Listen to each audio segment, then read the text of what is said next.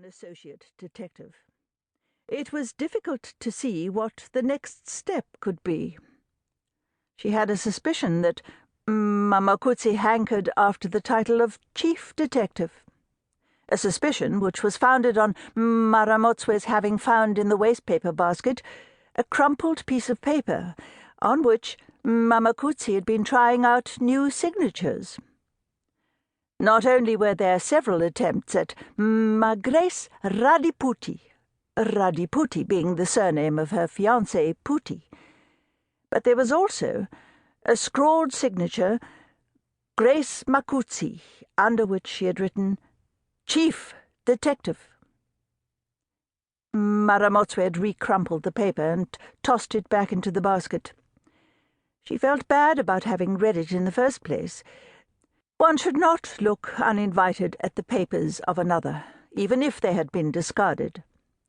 And it was entirely understandable, normal even, that an engaged woman should practice the signature she will use after her marriage. Indeed, Mma Ramotswe suspected that most women secretly experimented with a new signature shortly after meeting a man they looked upon with favour, even if that man hadn't expressed any interest in them. A handsome and eligible man might expect to have his name tried out in this way by many women who fancied themselves on his arm. And there was no harm in this, she thought, unless one believed that women should not prepare quite so willingly for their hearts to be broken.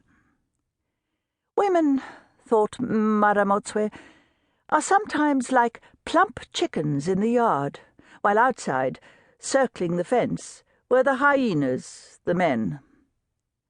It was not a happy way of envisaging the relation between the sexes, but time and time again she had seen this particular drama played out in exactly that way. And hyenas, one had to admit, were surely destined to break the hearts of chickens. They could do nothing else. Mma Ramotswe saw nothing undignified in being in the care of anybody. In fact, she thought it was rather reassuring to be in another's care.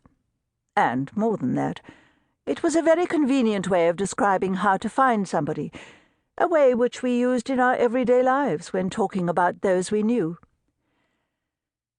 There were people who were always to be found in the company of one particular friend, and to say, "Oh, you'll always find him walking around with that other man, you know, the one who lives next to the store," was surely the same as saying that one was care of the other.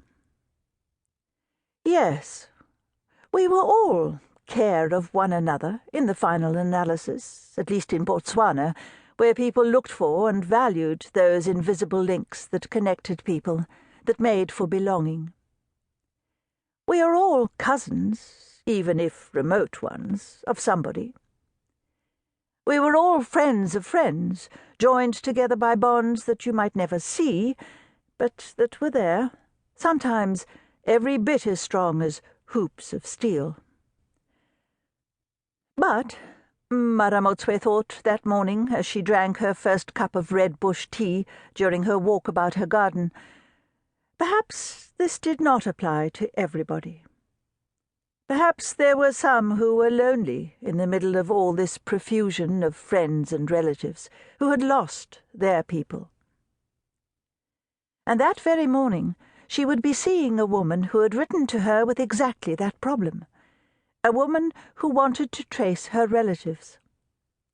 Tracing people was bread and butter to somebody in Mma Ramotswe's profession. At least once a month, someone would come into the office and ask her to find somebody, an errant husband, a lover, a child who had drifted away from the family and stopped writing home.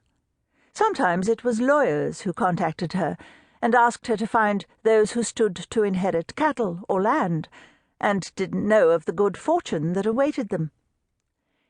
That was the sort of case that Mma Ramotswe most enjoyed. And when she succeeded in finding such people, as she usually did, she relished the moment when she disclosed to them what was in store. Earlier that week, she had found a young man who didn't know that his uncle in the north had died.